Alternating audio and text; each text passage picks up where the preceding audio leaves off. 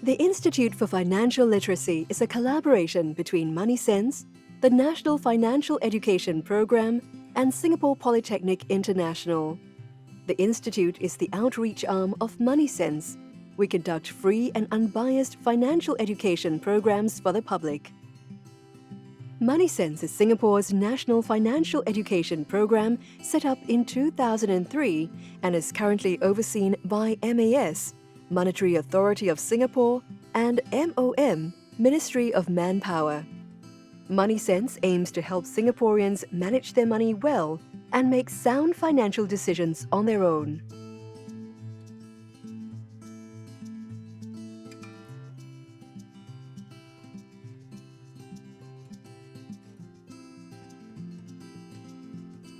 Introduction to Estate Planning. This is the second video in a series of 3 on estate planning. In this video, we will focus on the process of estate planning. Estate planning process. Here are the steps you should take when preparing your estate plan. Step 1. List your assets and liabilities. Step 2. Think about how you want your estate to be distributed. Step 3. Decide on the means of transfer. Step 4. Execute your estate plan and make sure you review it regularly. Step 1. List your assets and liabilities. List the assets you own, the nature of ownership such as joint tenancy or tenancy in common, and any outstanding liabilities. When listing your assets, it is important to be clear about the nature of ownership of those assets. If you own 100% of the asset, then you have sole ownership and you have the right to decide how it should be distributed. If the asset is jointly owned, ownership can be either via tenancy in common or joint tenancy. Tenancy in common means you have the legal right to transfer only the portion owned by you, whilst joint tenancy means ownership and control automatically goes to the surviving owner when you pass away. Step 2. Think about how you want your estate to be distributed. Who matters to you most? Do you want your beneficiaries to be your parents, spouse, children, or perhaps a charity? How much do you want to give to each beneficiary? Step 3. Decide on the means of transfer. Once you've listed your assets and liabilities, decided on who your beneficiaries will be, and how much each is to get, you will then have to decide on the means of transfer. Transfers can be made either before death or after death through the probate process, or after death using will substitutes. One way of a transfer before death is a gift, where you give the asset to the beneficiary unconditionally. Alternatively, another way of transferring before death is by setting up a living trust.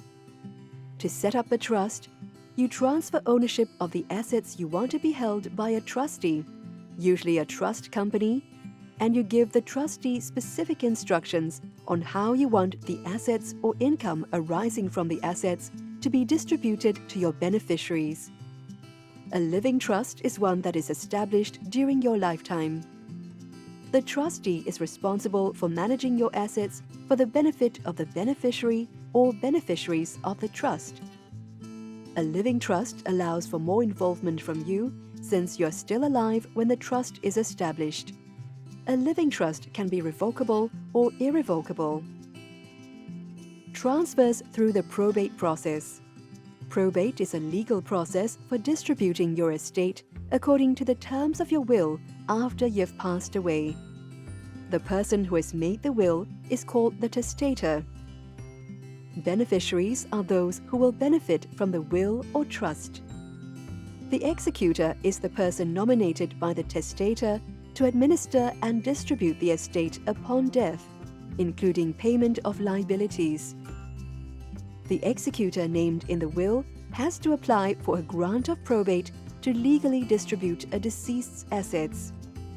Ask the persons you wish to name as your executors if they are willing to act in that capacity before naming them in your will.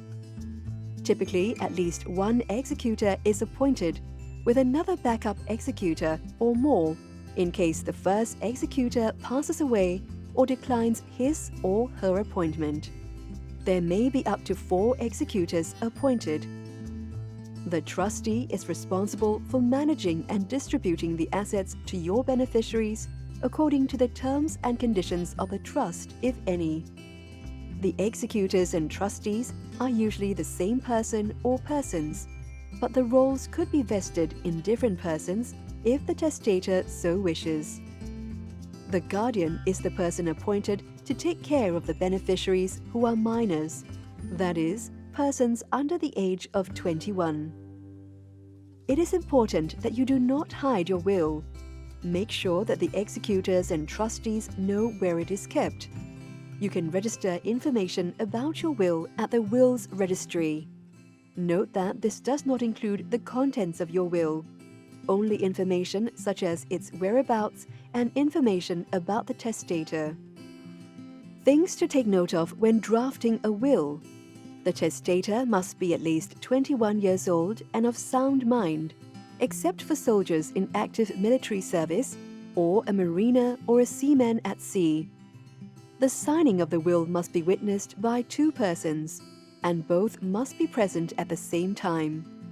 Witnesses must not be beneficiaries or spouses of beneficiaries under the will. A will can be revoked by a later will. Your will is nullified or cancelled when you marry or remarry, but it is not revoked on divorce. You can register information of the location of your will with the Wills Registry. Another way of transferring assets to beneficiaries through the probate process is by way of a testamentary trust. This is useful if you have young children, dependents with special needs, and/or beneficiaries who may be unable to manage their inheritance.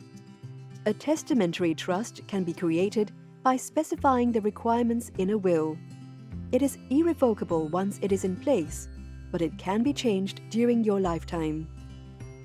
Legal Aid Bureau. What is the Legal Aid Bureau? It is an organization under the Ministry of Law to help Singapore citizens and permanent residents residing in Singapore with their legal matters. Lower-income individuals can reach out to the Legal Aid Bureau for assistance in estate planning. It has been helping Singaporeans with limited means by drafting their wills. For legal advice and assistance matters, you must pass the means test. Transfer using will substitutes. Other than the probate process, the other means of transfer after death is by using will substitutes, which are the right of survivorship, CPF nomination, insurance nomination. The right of survivorship.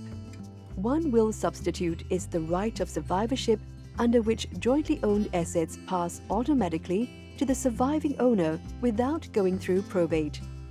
If the asset is held under a joint tenancy, then 100% goes to the surviving owner when one passes away.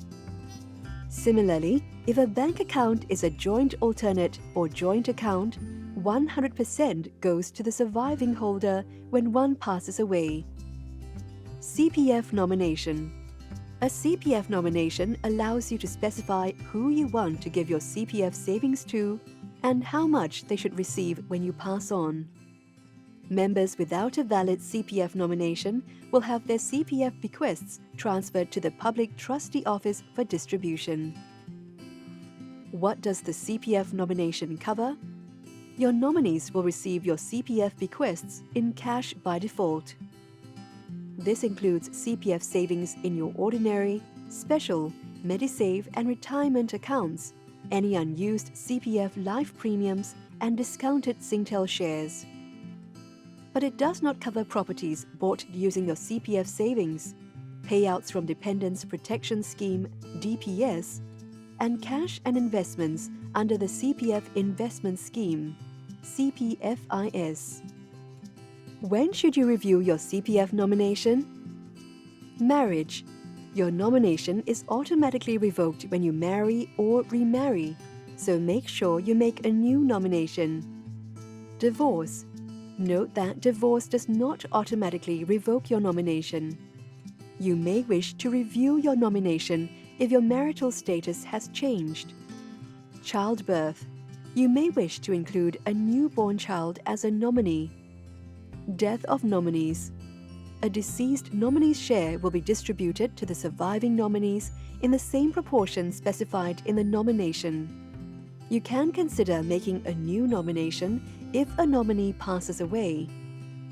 How to make a CPF nomination? You can make a nomination in person at any CPF service center. Alternatively, you do this online with your SingPass. Scan the QR code on the right to get more information. Insurance nomination. Policy owners of life insurance policies or accident and health insurance policies with death benefits have two options to legally distribute the policy benefits to their nominees. Either by a trust nomination under Section 49L of the Insurance Act or by a revocable nomination under Section 49M. Trust nomination. The following are the features of a trust nomination. The policy owner does not get the living benefits.